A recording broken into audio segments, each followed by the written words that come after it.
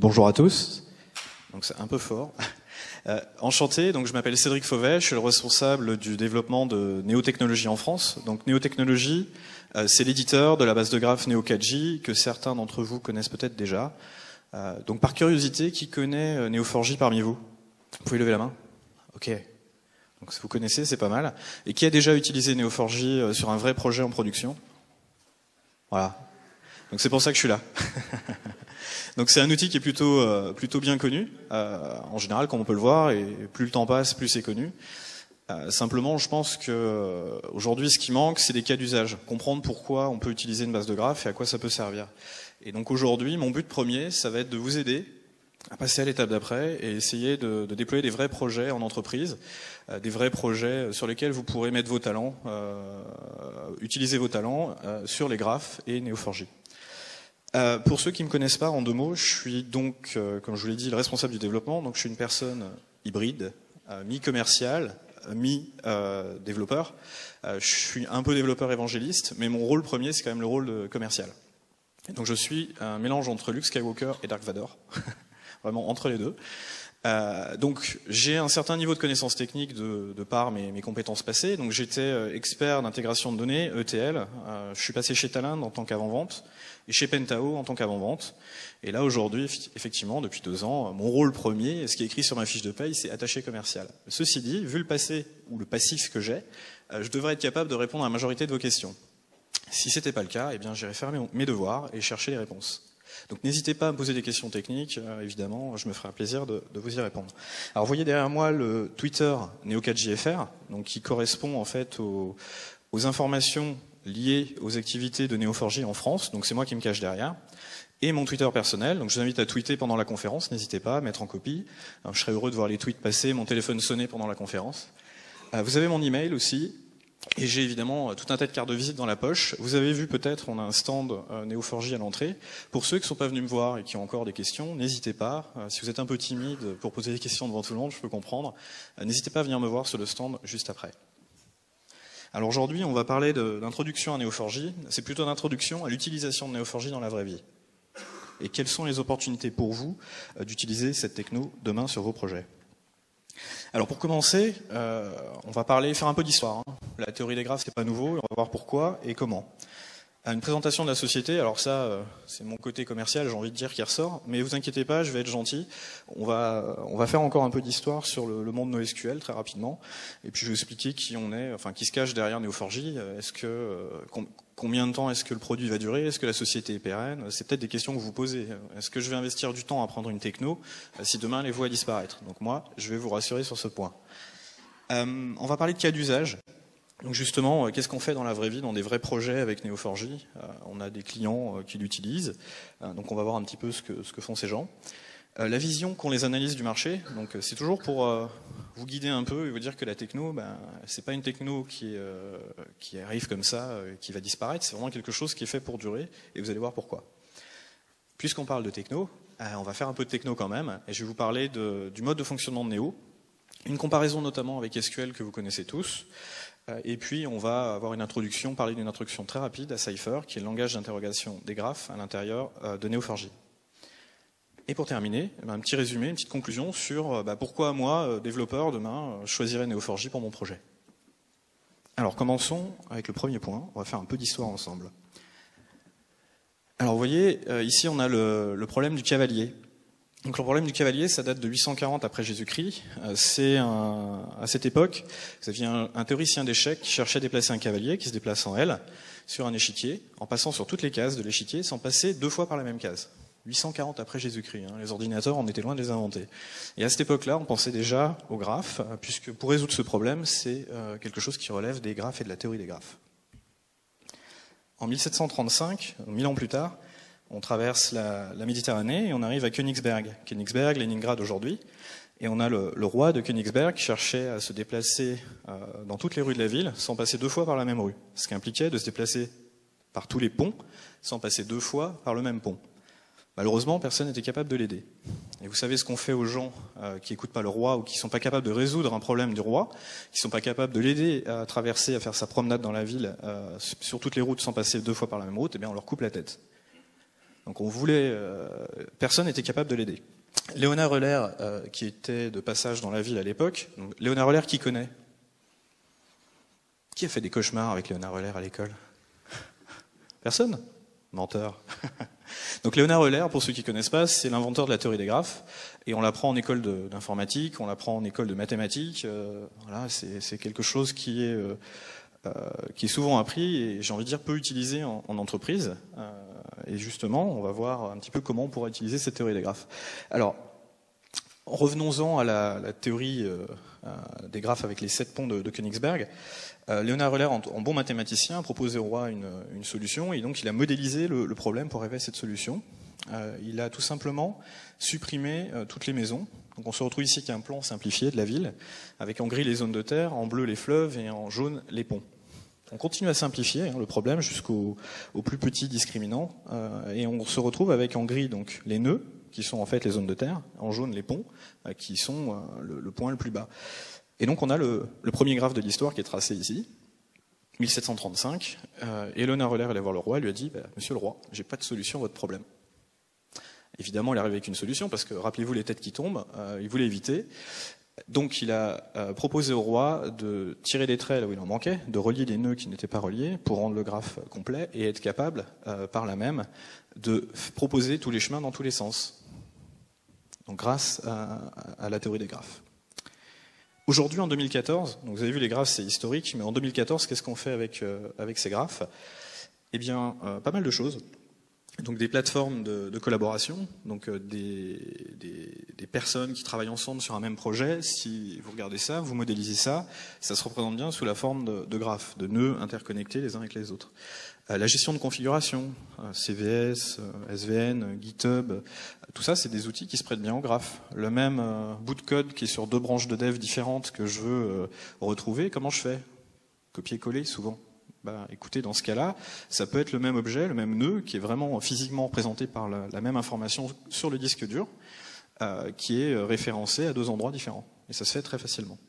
Géospatial, une carte vue de dessus, avec des routes reliées entre elles, réseau routier, réseau autoroutier, réseau télécom, et réseaux en tout genre, tout ça, effectivement, c'est du graphe. Interaction moléculaire en biologie. Je sais qu'il y a plein de geeks dans la salle. Qui peut me dire quelle est la molécule qui est représentée sur la tasse? Caféine, bravo. Effectivement, c'est la molécule du geek. Donc ça, c'est un beau graphe. C'est un bon exemple de graphe. On a par exemple un cas d'usage dans une société bien connue de laboratoires pharmaceutiques. Donc ils utilisent Neo4j dans le but de simplifier, de diminuer le délai de mise sur marché d'un médicament. Donc le principe, c'est un médicament, c'est une molécule qui interagit avec une protéine. Et donc l'objectif, c'est comme un puzzle. Il faut que la molécule elle rentre dans la protéine. Le problème, c'est que jusque-là, on avait tendance à plutôt utiliser les connaissances des laborantins, les connaissances des gens qui travaillent dans ce milieu, chacun un petit bout de connaissances parce que c'est trop gros, pour, de manière empirique, essayer et petit à petit arriver à une pièce de puzzle, qui est la molécule, qui est quasiment proche de ce qu'on veut rentrer dans la protéine. Quasiment. Et plus c'est différent, et plus on a de risques d'interaction médicamenteuse. Ce serait dommage qu'un médicament pour vous soigner le cœur fasse défaillir les reins ou vous tue. Donc là, avec Neo4j, ils ont stocké la forme de la protéine à l'intérieur du graphe, et ils ont fait le moins. Et en faisant le moins, ils ont obtenu le plan du Lego pour construire la molécule. Donc, ce qui évidemment leur permet de gagner du temps par rapport à ce que les laborantins doivent chercher. C'est-à-dire qu'au lieu de faire de l'empirique, on fait vraiment du scientifique et on code la molécule en fonction de ce qu'on veut obtenir. Analyse d'impact, donc on a un cas d'usage dont je vais vous parler juste après chez un de nos clients qui est SFR, donc la recherche du client qui est en lien avec un serveur, ou dans un code source, on peut imaginer, je modifie une colonne, un char de 10 qui passe en char de 5, ça vous est tous arrivé, et quel code je dois toucher pour impacter tout ça? Donc ça, c'est des questions qui se portent bien pour les graphes. Master Data Management, gestion de ligne produit, tout ça, ça pose bien aussi du graphe. Recommandation, quel est l'ami de mon ami à qui je pourrais vendre quelque chose? Du social. Donc souvent, on implémente dans des applis des protocoles Facebook Connect ou Google, ce genre de protocole, mais on se retrouve du coup avec un graphe. C'est-à-dire qu'on a la personne qui s'est connectée et ses amis.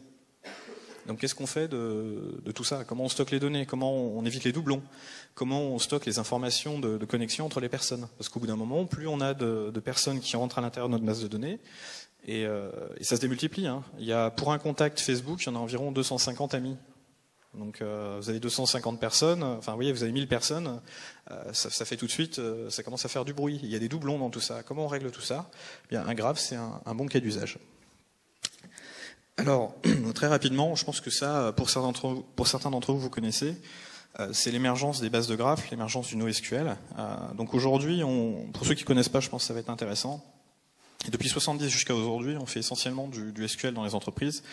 Ça a une valeur prouvée depuis 40 ans et c'est utilisé partout. Hein. Tout le monde a déjà fait du SQL, on apprend ça à l'école, c'est vraiment très connu. Le seul problème, c'est que dans certains cas bien précis, qui relèvent notamment du graphe, mais d'autres technos aussi, NoSQL, c'est pas adapté. Donc c'est pour ça qu'on a vu l'émergence justement en 2000 de ces technos Big Data, NoSQL, qui permettaient de répondre à ces besoins pour lesquels SQL posait des problèmes. Or, ces technos-là étaient aussi, pour celles qui étaient en présence en 2000, inadaptées aux données connectées et en volume. C'est-à-dire que plus on montait dans la connectivité, plus il y a de personnes dans mon réseau social, par exemple, et plus je vais faire des recherches d'amis, donc plus je descends dans la profondeur du graphe, et plus les performances s'écroulaient. Donc c'est là que Néotechnologies en 2008 a été fondée pour promouvoir un produit qui existait déjà depuis 2000, qui s'appelle Neo4j, dont je parle aujourd'hui. Et aujourd'hui, Neo4j, c'est le leader mondial des bases de graphes. Donc c'est un produit qui est pas tout jeune, qui fait partie du tout début, mais qui a attendu d'être connu, qui a attendu de lever des fonds en fait pour être connu, tout simplement. Alors aujourd'hui, on est environ 70 personnes de par le monde. Il y a des bureaux un peu partout, en France, Allemagne, Angleterre, Suède, USA. Donc moi, j'habite Bordeaux. Donc n'hésitez pas, si vous souhaitez me voir, je suis bordelais depuis pas très longtemps, en recherche d'amis. Je lance un appel. Donc n'hésitez pas à venir me voir si vous avez des questions. On peut prévoir un rendez-vous, on peut se rencontrer. On organise des séminaires casse-croûte, brown bag lunch en anglais. Donc on peut venir vous voir et puis on peut payer la nourriture aussi et vous faire une presse de Neo4j et vous aider à convaincre vos managers si vous le souhaitez. Voilà, donc on a des déploiements chez des grands clients, je vais vous en parler juste après. À noter quand même un partenariat intéressant avec Talend. Talend, vous connaissez tous, je pense, c'est un de mes anciens employeurs d'ailleurs. On a un connecteur Neo4j à l'intérieur de Talend qui est présent aujourd'hui dans Talend for Big Data. Il est un peu ancien, il n'est pas adapté à la branche 2.0 de 2.x de Neo. Et il sera remis à jour en 5.6 de Talend, qui sort, je pense, le mois prochain. Alors, concernant dans la vraie vie, qu'est-ce qu'on fait avec les bases de graphes? Si vous vous souvenez bien, tout à l'heure, je vous ai parlé de tout un tas de cas d'usage, c'est ce qu'on retrouve en ligne ici. Donc là, c'est un peu la photo vue de haut de Neo4j dans le monde et un petit peu en France. Et en colonne, vous avez les industries dans lesquelles on est présent. Ce qui est intéressant de noter ici, c'est que à l'origine, quand la société a été créée, quand le produit a été créé, on pensait nous-mêmes, enfin les fondateurs pensaient que ce produit c'était une niche. C'est-à-dire que c'était un produit qui était utile que dans certains cas particuliers, c'est une techno sympa, mais on ne peut pas vraiment l'utiliser dans beaucoup de cas d'usage. Et finalement, on s'est aperçu par nos clients que Neo4j, une base de graphes, en tout cas, ça peut servir partout parce que les graphes sont partout. Je vous donne un exemple tout bête. Votre cerveau, c'est des neurones qui sont reliés entre eux par des synapses. C'est un graphe énorme. Et on a tendance à vouloir représenter les données plus facilement en graphe que dans des cases et des cellules. Très souvent, on se force à transformer les données, à transformer notre besoin pour faire entrer les données dans le modèle de la base de données, très souvent relationnelle. Alors, qu'est-ce qu'on a comme quelques clients en France qui sont intéressants? HP, SFR, Mythic. Ecolutis, c'est une filiale de la SNCF, voyagesncf.com particulièrement, et ils font du covoiturage. Vous connaissez peut-être Blablacar, bien le concurrent c'est 123 en voiture.com qui est client de Neo4j. Donc ils utilisent notre techno pour faire le calcul du voyageur de commerce en quelque sorte. Moi j'ai ma voiture, je vais ici à ce point-là, et sur mon trajet, je vais peut-être devoir faire un petit détour pour aller rechercher des gens, mais ça va me rapporter de l'argent qui vont au même endroit que moi. Donc ce calcul-là était très compliqué à faire avec une base relationnelle. Avec Neo aujourd'hui, c'est fait en temps réel. Donc Yelago, c'est une société française aussi qui propose de faire des paris entre amis. Hein, je sais pas. Alors je vais éviter les exemples graveleux. Donc on va plutôt rester sur l'exemple du foot, par exemple. Telle équipe va gagner, telle équipe va perdre. Pour le graveleux, entre guillemets, j'ai Mythic. Donc Mythic, c'est un client de Neo4j. Donc ils utilisent notre techno dans le but de faire de la recommandation. Donc en gros, c'est comment vous expliquer ça de manière saine. L'ex-petit ami de mon pote que je pourrais draguer, par exemple. Hein, ou alors, je vais essayer de trouver quelqu'un qui a à peu près le même profil que moi, en temps réel. Je vais aller voir donc les filles qu'on a en commun, parce que je suis un garçon. Hein. Je vais aller voir les filles qu'on a en commun, et puis je vais essayer de voir celles que eux n'ont pas été voir. C'est-à-dire qu'on en a plein en commun et quelques-unes que j'ai pas rencontrées. Ça marche dans tous les sens que vous voulez. Hein. Vous faites ce que vous voulez. Donc j'ai un bon exemple ici. Avec la personne d'ailleurs qui a réalisé le POC, c'est quelqu'un que je salue, Jamel, si tu me vois. Je parle de toi aujourd'hui. Donc vous avez un exemple de Jamel qui est ami avec Nelly, Céline et Marina, qui sont d'ailleurs des collègues de travail. Et Nelly, qui de son côté a été draguée, a été avec Thomas, Rudy. Céline, quant à elle, est allée avec Mathieu et David. Donc si vous regardez, on commence à voir se dégager un chemin en rouge, qui est le point commun entre finalement Jamel et Thomas, qui est Nelly. Et si on continue à regarder ensuite le chemin, on s'aperçoit que Pauline, tout pointe vers Pauline. Donc pourquoi ne pas proposer à Jamel de contacter Pauline? Donc on va lui recommander Pauline, et inversement, dans le but que tous les deux se rencontrent, parce qu'ils ont, j'ai envie de dire, tellement de contacts en commun, au travers de leurs ex, qu'il serait peut-être intéressant qu'ils se rencontrent. Donc ça s'appelle du filtrage collaboratif. C'est quelque chose qui est très compliqué à coder dans une base SQL, parce que très souvent, on est obligé de faire des matrices. Et la particularité d'une matrice, c'est qu'on est obligé de calculer la recommandation pour tout le monde. Donc pensez bien à un site comme Mythic. Vous avez plein de gens qui s'y connectent. Il y a des gens qui viennent juste essayer 30 jours gratuitement et puis qui reviennent plus jamais. Ou qui reviennent un peu de temps en temps. Il y a des gens qui n'utilisent pas vraiment le service, mais qui sont là, qui payent. Donc tous ces gens-là posent certains soucis, et il faut être capable de trier toutes ces choses-là. Et donc avec une matrice, on est malheureusement obligé de calculer la recommandation pour tout le monde. Parce qu'on fait des sommes sur les lignes et les colonnes, en gros, et donc on est obligé de calculer la recommandation pour tout le monde. Ce qui transforme une recommandation qui devrait être en temps réel en recommandation batch.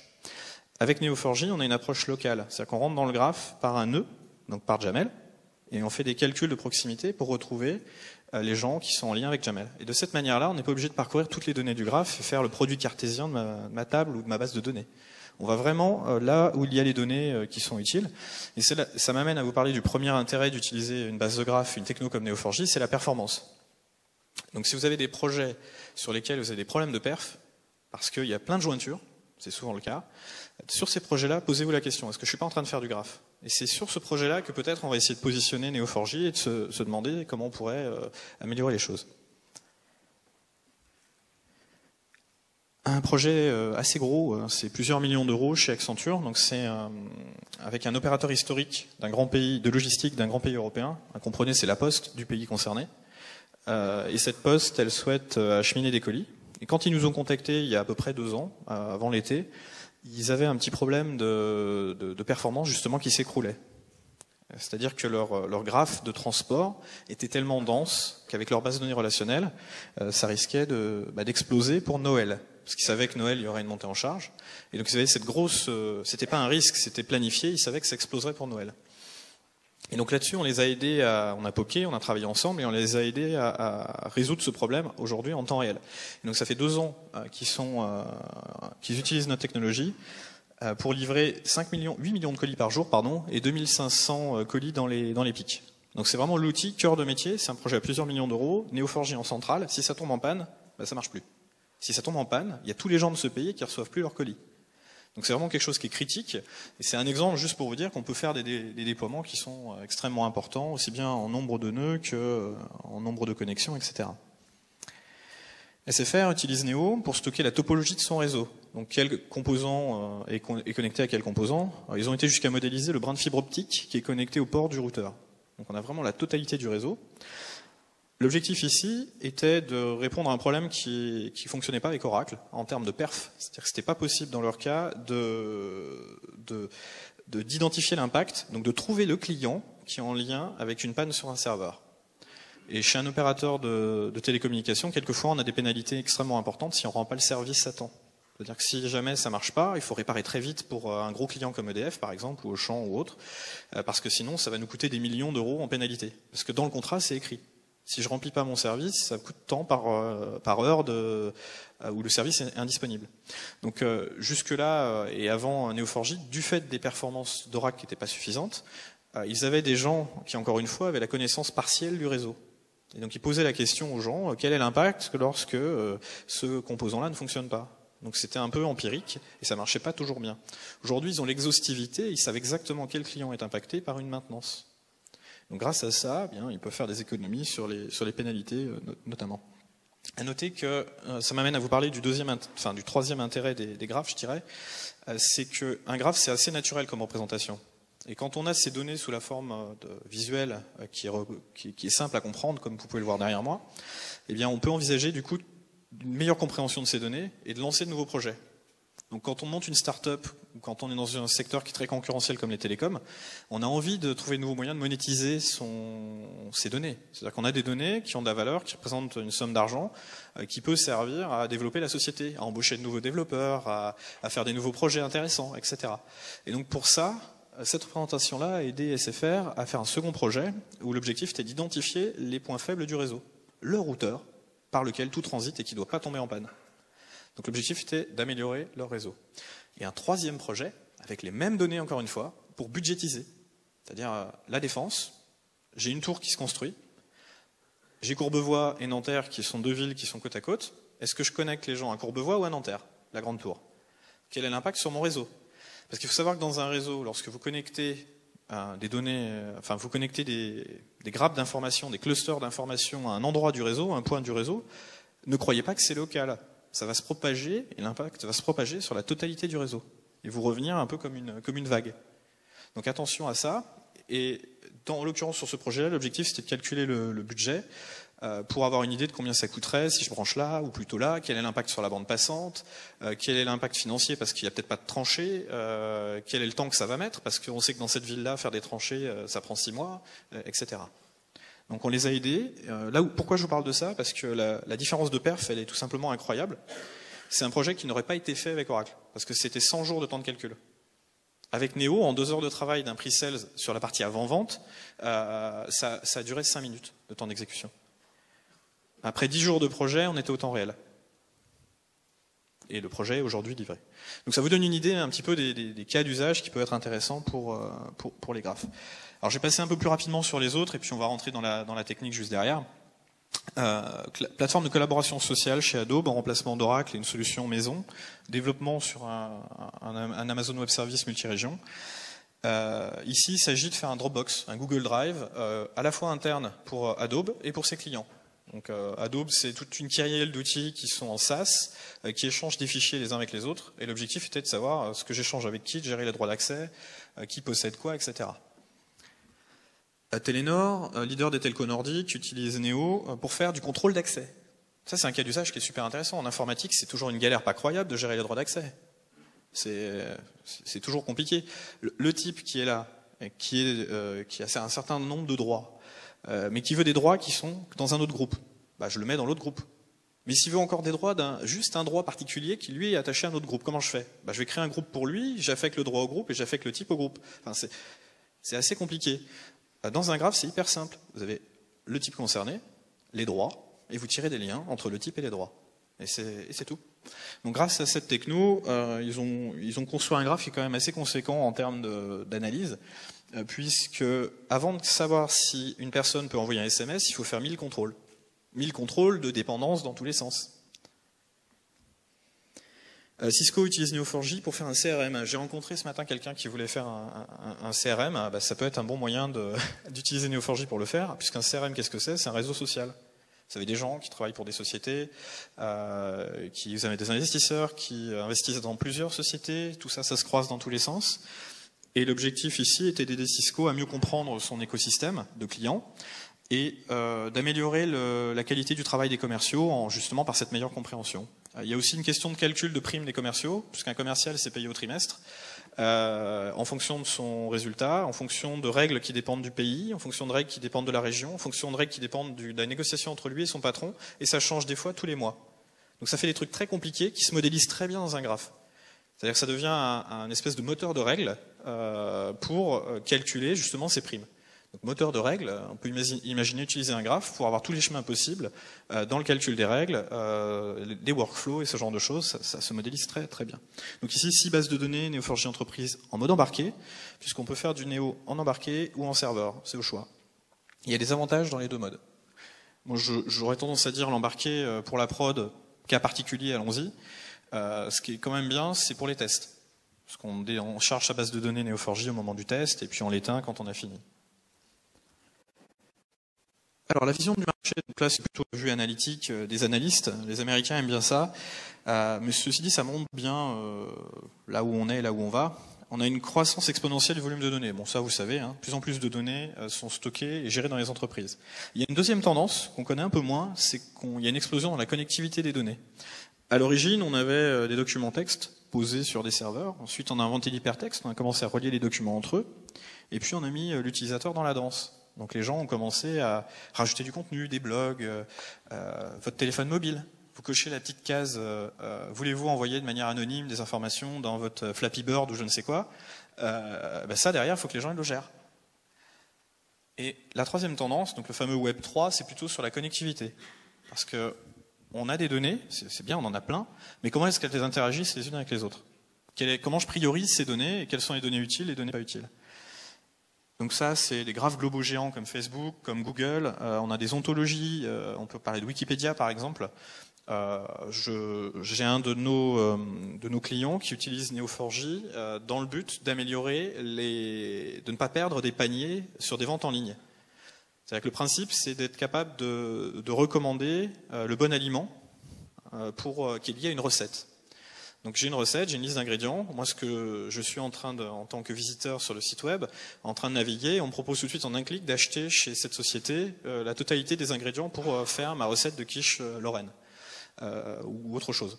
Le problème, c'est que dans cette recette, on me demande des poivrons rouges. Et le poivron rouge, bien, malheureusement, il n'est pas en stock en ce moment dans cette société. Ça veut dire que par défaut, le panier est perdu. En récupérant la classification Wikipédia des produits, donc c'est des données qui sont vraiment externes à l'entreprise, ou des données qui ont été achetées à des sociétés dont c'est le job, on est capable de classer nos propres produits. Très bien. Et de cette manière, on sait que le poivron vert est presque comme le poivron rouge.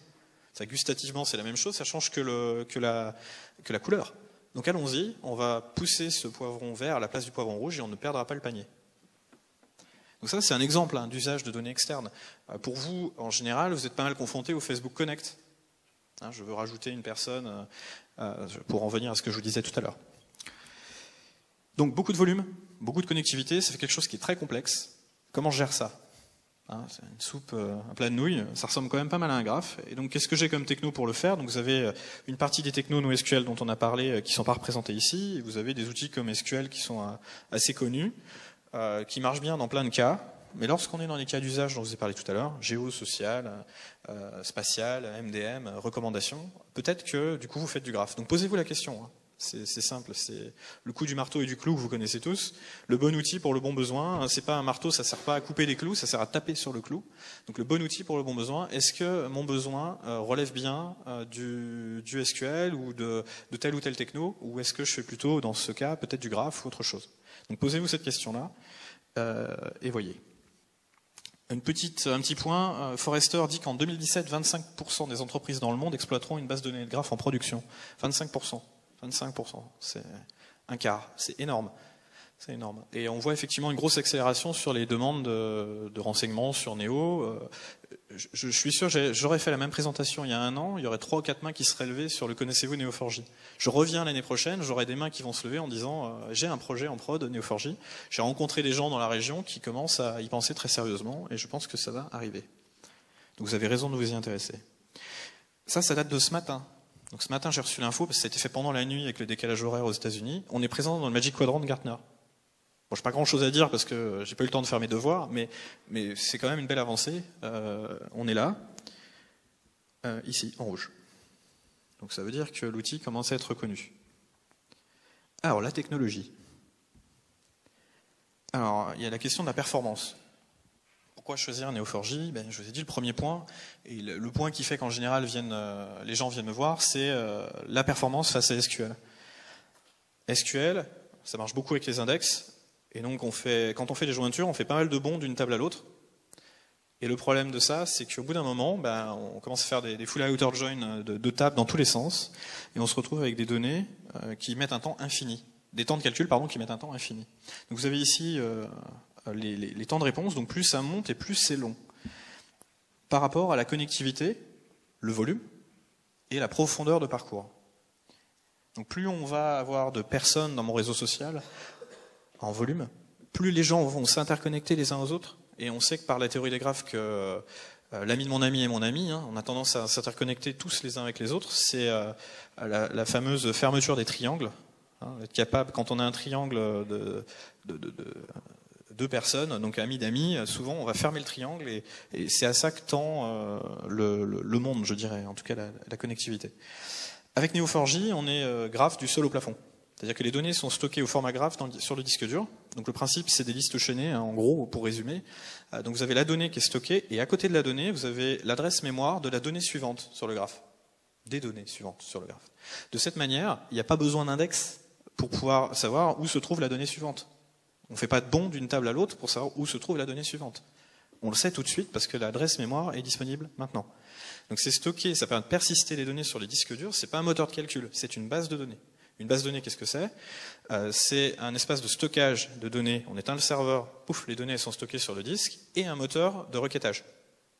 Et on va en parler juste après, avec notamment Cypher. Alors concernant la technologie, je vous ai parlé d'SQL. Petite comparaison. Donc on a Alice qui est ici, qui a des comptes en banque. Donc elle a 3 comptes en banque avec des montants différents. Donc quels sont les comptes en banque que Alice possède? On va avoir une table de correspondance qui va nous indiquer que Alice possède ses comptes en banque. Classique. Avec Neo4j, c'est beaucoup plus simple. On gomme la table de correspondance parce que si on se pose la question 2 secondes, la table de correspondance, l'association, c'est uniquement un outil technologique, technique pour modéliser, pour faire rentrer des données qui ne sont pas de cette forme-là dans des cases qui sont les cases du SQL. Donc gommons tout ça et on trace le lien direct. Et donc on va se retrouver avec des informations qui sont de type nœud. Donc un nœud, c'est ces petits rectangles. Donc ça représente en fait une ligne dans une base de données, une cellule ou une ligne dans une base de données. Et ce qui est intéressant, c'est que comment ça marche au niveau du stockage, vous avez des propriétés. Propriétés, c'est clé-valeur. Par exemple, ici, vous avez un client qui a le nom Alice, prénom égale Dupont, enfin Dupont, j'en sais rien, je ne sais pas, le numéro de téléphone, l'âge, etc. Et d'une personne à l'autre, vous pouvez avoir des propriétés différentes. Ce qui est embêtant dans une base de données, c'est que souvent on a des nuls, on a des valeurs à vide, on a tout ça. Avec Neo4j, c'est pas nécessaire. Vous ne mettez simplement pas la propriété, pardon. Donc si j'ai pas l'âge, il n'y a pas la propriété âge et c'est terminé. On a entre les deux des relations. Donc la relation est typée. C'est-à-dire que Alice possède des comptes en banque. Alice a fait un virement vers un compte en banque. Alice a reçu de l'argent depuis ce compte en banque. Donc on peut typer les propriétés. Et donc si on veut la liste des virements, c'est facile. Parce qu'on regarde tous les types qui sont virements et qui partent de mon compte. Ou qui partent de moi. On peut mettre des propriétés. On peut pondérer. La propriété, ça peut être le montant du virement. Et on veut que les virements qui dépassent un certain seuil pour faire des contrôles de détection de fraude, par exemple. On a une notion supplémentaire qui s'appelle les labels. Alors le label, ça permet de taguer, c'est un nuage de tags. Un nœud peut avoir plusieurs tags. Ça permet de taguer les nœuds, donc de les regrouper. Le nœud en rouge, c'est un utilisateur. Le nœud en bleu, c'est un compte en banque. Tout simplement. Alors parlons requêtage. Comment est-ce qu'on accède aux données ? Eh bien, on a une technologie qui s'appelle Cypher, qui est un langage de requêtage qui a été développé pour Neo4j, parce que tout simplement, on a des problèmes qui relèvent des graphes. On s'est aperçu que SQL, c'est fait pour traiter des tableaux. Donc ça marche pas. C'est-à-dire que lorsqu'on veut appliquer des algos de la théorie des graphes avec un langage qui est fait pour traiter des tableaux, ça marche pas. On se retrouve avec des choses qui sont extrêmement compliquées, à faire peut-être du PLSQL, et des fois ça marche pas, PLSQL récursif, enfin ça devient l'horreur complète. Donc on s'est dit, on remet tout à plat, et puis on repart sur un langage propre qui sert à faire du graphe. Les gens qui ont inventé Neo4j, à l'origine, ils ne sont pas plus bêtes que les autres. Hein. Ils ont fait comme tout le monde. Moi, je veux faire du graphe, je suis malin, je suis intelligent, je n'ai pas besoin de Neo. Je vais faire mon truc, je vais prendre ma base SQL, je vais dessus mettre mon moteur de graphe, puis ça va marcher. Sauf qu'il arrive un moment où il y a tellement de volume, il y a tellement de... ça marche plus. C'est-à-dire qu'on tord le modèle SQL pour faire entrer du graphe dedans, il y a un moment où ça marche plus. Ça marche plus parce que c'est trop contre-performant, ça marche plus parce que c'est difficile à coder. Quand ils sont arrivés à ce constat-là, c'est là qu'ils ont inventé Neo4j, qui stocke les données au ce format-là. Et ils se sont aperçus que il fallait un langage de requêtage qui soit autre que du Java ou un langage trop compliqué. Et c'est là qu'est né finalement Cypher. Donc un graphe, qu'est-ce que c'est? C'est des nœuds qui sont reliés entre eux. Donc A est relié à B, en Cypher, je lui demande A relié à B. Donc ça, c'est du code. C'est A relié à B. Renvoie-moi tous les nœuds qui ont des relations. Renvoie-moi tous les nœuds qui ont des relations amoureuses, mythiques. Renvoie-moi l'ami de mon ami, ou la petite amie, ou l'ex de mon... Enfin, comme vous voulez, ça devient... Je m'arrête là. Alors, ça, c'est le côté où, j'ai envie de dire, on enterre SQL en termes de perf et de simplicité de développement, c'est l'analyse d'impact. Renvoie-moi le client, B, qui est en relation avec le serveur A qui tombe en panne. Je m'en fiche qu'il y a entre les deux. Je veux juste savoir s'il y a un chemin entre les deux. Je veux juste savoir si mon client il est servi. Voilà, c'est tout. Je vous mets au défi de faire ça en 2 lignes de code en SQL. Un exemple de code. Donc on a un réseau social, hein, John qui est ami avec Sarah, John qui est ami avec Joe, Sarah qui est amie avec Maria, et Joe qui est ami avec Steve. Donc comment on fait pour retrouver les amis d'amis? Donc c'est assez simple. En fait, on dessine ici un graphe. Vous avez des parenthèses qui représentent les nœuds. Donc on a 3 parenthèses qui représentent 3 nœuds. Donc c'est l'ami, l'ami intermédiaire, donc la personne, son ami et son ami d'amis. C'est les 3 groupes de parenthèses qu'on voit ici. Et entre les deux, on a entre crochets donc le type de la propriété qu'il y a entre les nœuds concernés. Et là, il y a une particularité sur le premier nœud, c'est qu'on utilise des index. Oui, il y a des index aussi dans Neo4j. Parce que l'objectif, un graphe, comme je vous l'ai dit tout à l'heure, c'est une espèce de grosse pelote de laine, et l'objectif, c'est quand même de rentrer dans le graphe par un bout. Il y a un moment où il faut choisir les données qui nous intéressent. On ne fait pas que du traitement ensembliste. Il y a un moment où on va rechercher une personne. Donc là, on recherche John. Et John, qu'est-ce que c'est? C'est une propriété qui s'appelle, c'est le nom de quelqu'un. Donc on va rechercher la propriété name qui a la valeur John, entre accolades, et on renvoie ça dans une variable qu'on déclare à la volée qui s'appelle John. Donc ici, on a une personne qui est mon ami direct. Je me fiche de qui c'est, ça m'intéresse pas. Donc, je précise quand même qu'elle existe. Je continue à parcourir dans le même sens et je retrouve FOF, friend of friend, qui est aussi une variable que je déclare à la volée. Et dans mon return en dessous, deuxième ligne, je renvoie FOF et John. Donc ici, sur un PC ou un Mac, petit PC commodity hardware, John ami d'amis avec Maria, John ami d'amis avec Steve en 2 millisecondes. Donc c'est très rapide, c'est fait pour faire du temps réel. On a un partenariat avec des gens qui font des JVM ultra rapides pour faire du vrai temps réel. On peut descendre en dessous de la milliseconde avec eux. Alors pourquoi je choisirais Neo4j? Et puis après on fera une session de questions-réponses. Alors le premier point c'est les performances. Donc j'ai un exemple d'un client qui est eBay qui utilise Neo4j pour faire une chaîne d'acheminement logistique. Rappelez-vous le fameux opérateur européen. Notre solution Neo4j est littéralement des milliers de fois plus rapide que la solution MySQL précédente. Il n'y a pas de secret, hein. C'est l'approche locale. C'est-à-dire que dans mon graphe, je vais rechercher seulement mes amis d'amis. Je ne vais pas devoir faire la matrice qui calcule tout pour tout. Donc évidemment, je gagne du temps. La deuxième raison, c'est qu'on est graphe du sol au plafond. C'est-à-dire que les données sont stockées au format graphe sur le disque dur. Alors des développements plus simples, c'est ce que je vous ai dit, hein. Cypher, l'API Java derrière, ou l'API Cœur si vous souhaitez aller plus loin, sont des outils qui sont simples à mettre en place et à utiliser pour faire du graphe, qui sont adaptés donc à ces besoins-là. Donc eBay dit que son système fonctionne sur cette ligne de Cypher. Telenor dit que c'est un langage simple pour eux. Bon, quelques exemples. Et le dernier point, c'est donc, j'ai dit, secteur concurrentiel, start-up, c'est intéressant de bien comprendre ces données, mais même pour tout le monde, hein. Moi je suis développeur, j'arrive pas bien à parler avec les métiers parce qu'on se comprend pas, on parle pas la même langue qu'eux. Donc le graphe, ça rapproche les développeurs du métier, ou le métier des développeurs d'ailleurs, ça marche dans les deux sens. Parce qu'on travaille avec des notions et des données qui sont au même format des deux côtés, qui sont lisibles pour l'humain.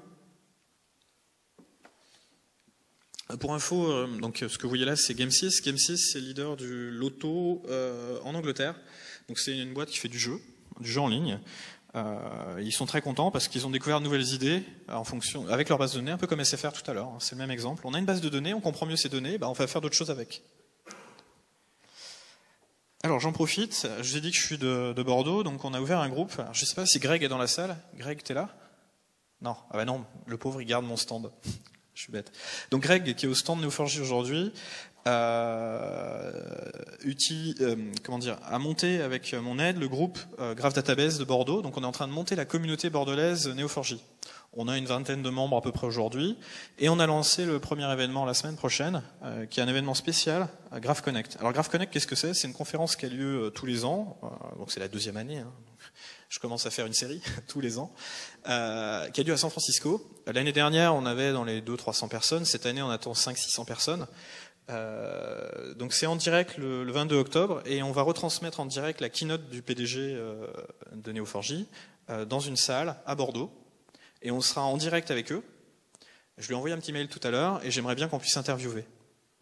Et j'aimerais bien que chaque groupe de France qui va se rejoindre à l'événement puisse interviewer le PDG de Neo, puisse interviewer le product manager de Neo qui est francophone, parce que sa maman est française, donc il parle parfaitement français, ou la personne qui a écrit le livre Learning Neo4j, je l'ai oublié en bas, mais j'en ai sur mon stand, Learning Neo4j, qui est disponible en e-book gratuit d'ailleurs, vous allez pouvoir interviewer et poser des questions en ligne à cette personne.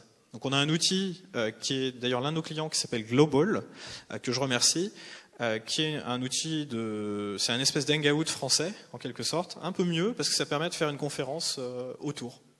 Et donc on va avoir une webcam sur place pour faire les interviews, en plus de voir les présentations. Et en lien avec tous les groupes de France. Donc n'hésitez pas à rejoindre le groupe Meetup de Bordeaux. Je vous remercie. Donc je vous remets mon contact. Les adresses des groupes Meetup, on en a dans plusieurs villes. On a Toulouse, on a Paris, on a Nantes, Lyon, Montpellier et d'autres que j'oublie certainement.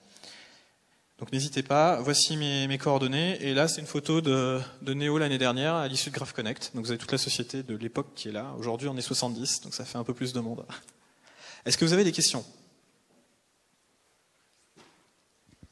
Un micro va passer dans les rangs pour que le son soit capté sur la vidéo. Moi, j'avais une question sur la consultation des données qu'on aurait dans Neo4j. Est-ce que vous offrez une interface pour qu'on puisse consulter nos données facilement? Oui, alors, je dois la voir là derrière.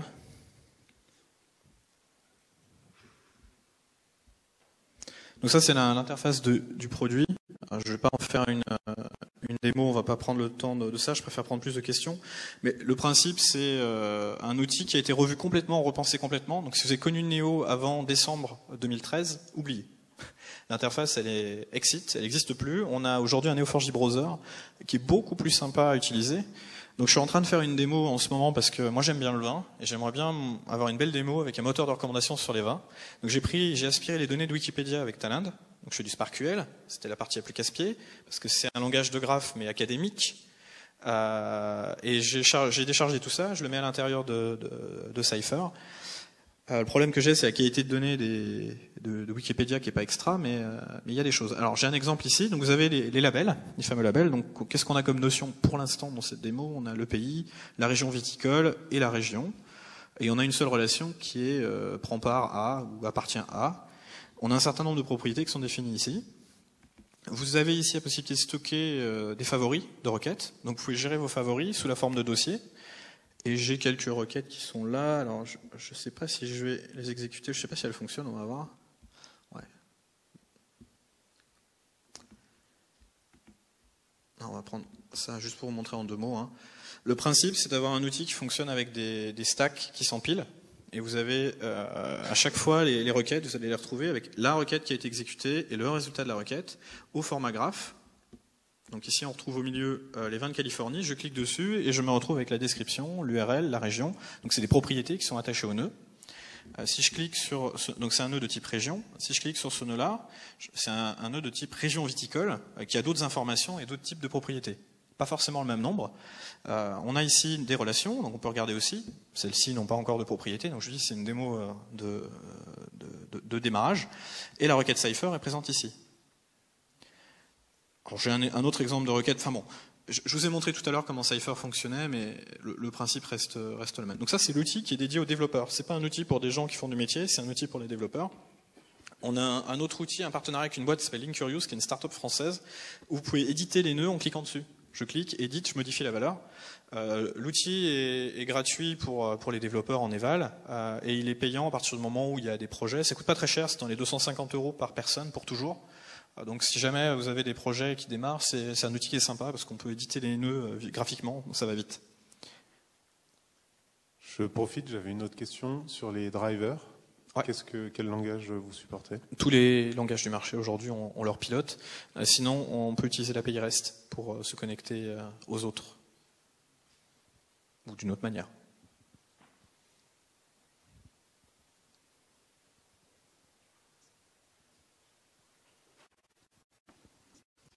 Est-ce qu'il existe des concurrents à Neo4j en d'autres bases orientées graphes, et en 2 mots, quels sont les avantages qu'ils font? Alors oui, il y a d'autres technos qui proposent des bases de graphes. Alors, je peux vous en citer 2. On a OrientDB, Titan, qui sont les 2 challengers les plus connus. Il y a d'autres bases de données comme Allegro Graph. Il y a des gens qui font que de la mémoire, il y a des gens qui font que de la persistance. Enfin, il y a un peu de tout. Aujourd'hui, il y a un site qui s'appelle DB Engine qui classe les bases de données. Neo4j est aux alentours de 23 points d'indice. Les 2 autres, donc Titan et OrientDB, sont au même endroit et c'est 1,2 ou 1,5, je sais plus. Ça donne une idée du gap qu'il y a entre les deux. Il y a 14 ans de R&D de différence, enfin pas de différence, il y a 12-13 ans de différence de R&D entre eux et Neo4j. C'est des outils qui sont intéressants, qui vont sans doute se développer avec le temps, mais je pense qu'aujourd'hui c'est un peu jeune. Ils ont chacun leurs avantages. Je dirais que Titan, par exemple, c'est un bon outil pour faire du batch, un peu comme Giraffe, Apache Giraffe. Orient, je connais pas trop, donc je me permettais pas de dire quoi que ce soit. Ils essayent d'utiliser du langage SQL avec plutôt qu'un langage spécifique. Donc ce serait une de leurs forces ou leurs faiblesses. Je ne sais pas comment ça dépend ce que tu veux. Alors, on peut en parler après si tu veux, dans les détails.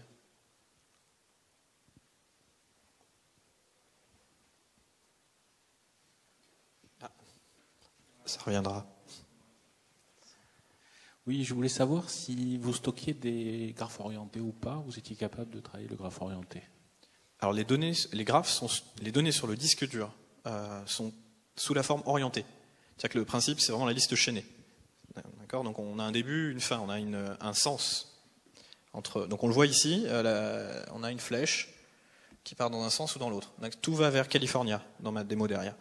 Maintenant, quand on fait une requête, on n'est pas obligé d'avoir des... Donc ici, on a un exemple de requête Cypher. Donc on a un EP et un nœud. Ici, on cherche les nœuds du type Beaujolais, donc, dont URL région mère et la vallée du Rhône. Si vous voyez ici, j'ai juste tiret. Donc j'ai pas tiret flèche, comme je l'ai montré tout à l'heure. On n'est pas obligé, au moment où on requête, de suivre les sens. Donc c'est là où ça répond à votre besoin. L'autre solution, c'est de tirer des nœuds dans les 2 sens. Au moment où vous écrivez un nœud, en fait, vous en écrivez 2.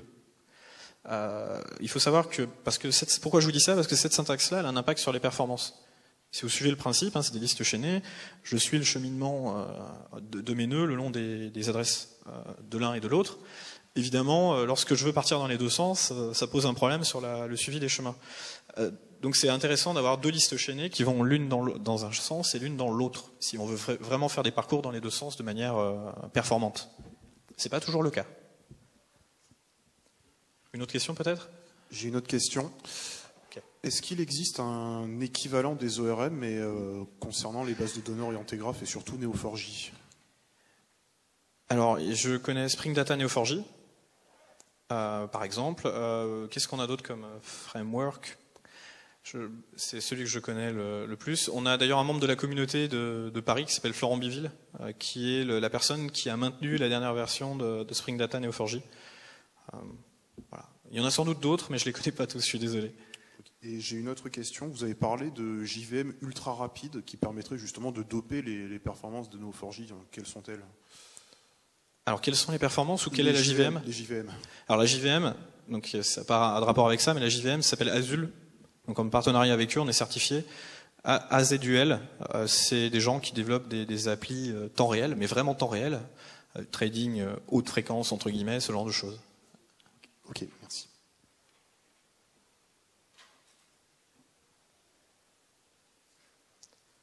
Je pense qu'on peut prendre une question. Il y en avait une devant. T'en as plein, donc on se voit après. Ok.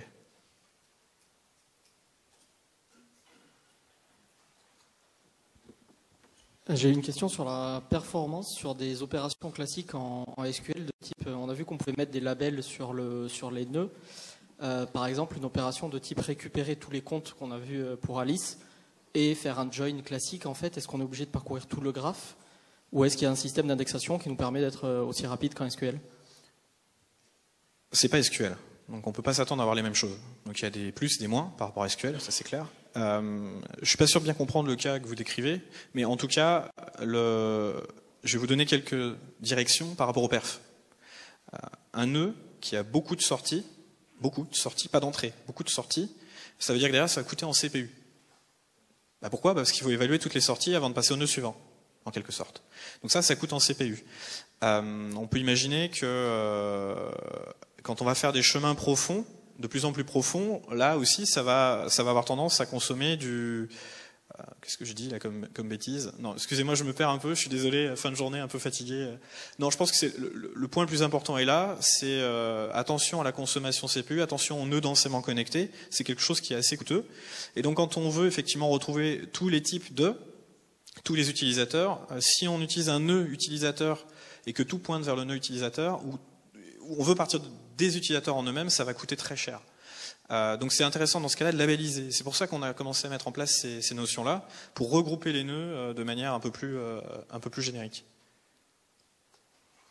Mais on peut en parler après des détails aussi de tout ça. Je vais boire un coup et je m'en remettrai. Écoutez, merci.